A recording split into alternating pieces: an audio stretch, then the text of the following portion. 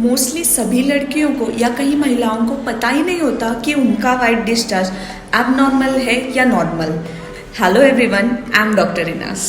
तो आज हम सबसे कॉमन कंप्लेंट के बारे में बात करना चाहते हैं, महिलाओं के बारे में। वो है वाइट डिस्चार्ज। ज़्यादातर महिलाओं की यही कंप्लेंट होती है कि सफ़ेद ज़्यादा जाता है, ये अनहाइजीनिक होता है, ये फंगल के वजह से होता है, ब्ला ब्ला ब्ला। हम इंटीमेट वॉश यूज़ कर सकते हैं क्या? तो मैं आपको यही बताना चाहती हूँ कि जो मार्केट में इंटीमेट वॉश होते हैं वो बस टेम्परेरी उसका सोल्यूशन होता है, मतलब बाहर से उसको क्लीन करते हैं। बट वाइट डिस्चार्ज उससे पूरी तरह क्लीन नहीं होता है। इंटीमेट वॉश की वजह से एलर्जीज, अलग अलग कुछ भी इन्फेक्शंस हो सकते हैं, तो इंटीमेट वॉश उसका उपाय नहीं है। एक्चुअली वाइट डिस्चार्ज है क्या? The secretions of vaginal glands comes from vagina and cervix. This fluids cleans the old cells and contaminates from vagina. This secretion cleans your whole vagina and keeps the vagina healthy. In short, vagina अपने आप को clean रखता है. Normal discharge is good.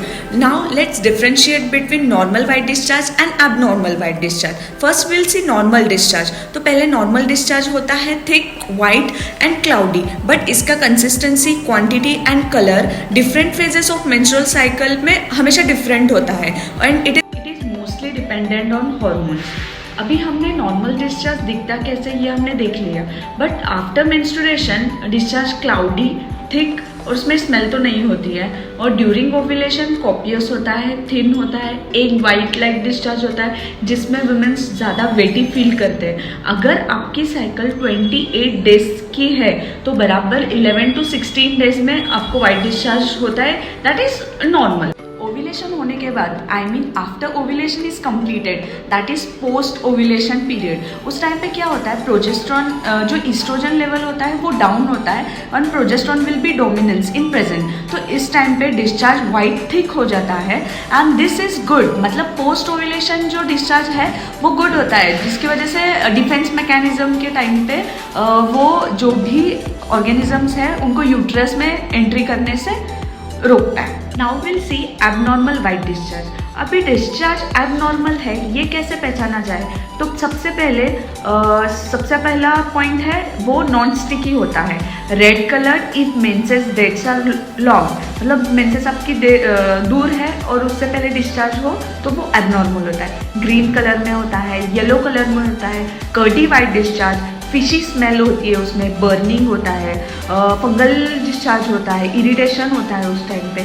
ये सब आपको अगर symptoms आए तो समझ लेना ये एबनॉर्मल डिस्चार्ज। इन शॉर्ट, जब नॉर्मल डिस्चार्ज है तो उसमें इरिटेशन नहीं होती है, बर्निंग नहीं होता है, इचिंग नहीं होता है, डिस्कम्फर्ट नहीं होता है, वेटी नहीं होता है। तो ये डिफरेंस है एबनॉर्मल और नॉर्मल डिस्चार्ज। आपको वाइट डिस्चार्ज अगर एबनॉर्मल लगे, मतलब जो भी मैंने पहले सिम्टम्स उसके बोले ये आपको सब लगे, तो आप तुरंत अपने गायनेकोलॉजिस्ट से कंसर्न कीजिए, उनको वो डिस्चार्ज के बारे में पूछिए और उसका प्रॉपर ट्रीटमेंट लेना बहुत ज़रूरी है। अगर आपको एबनॉर्मल वाइट डिस्चार्ज है और आपने ट्रीटमेंट इसका नहीं लिया तो इसके कॉजेज़ क्या हो सकते हैं? तो pen during menses, heavy bleeding होता है, इरेगुलर मेंसेस होता है, और सबसे इम्पॉर्टेंट है वो इनफर्टिलिटी। एबनॉर्मल वाइट डिस्चार्ज के लिए आपको प्रॉपर डॉक्टर कंसर्न करके ही ट्रीटमेंट लेना ज़रूरी है। Tell your gynaecologist doctor about all your symptoms. जो भी आपको वाइट डिस्चार्ज रिलेटेड प्रॉब्लम्स हैं वो उसके हिसाब से आपको ट्रीटमेंट देंगे। Ask your doctor about colposcopy examination.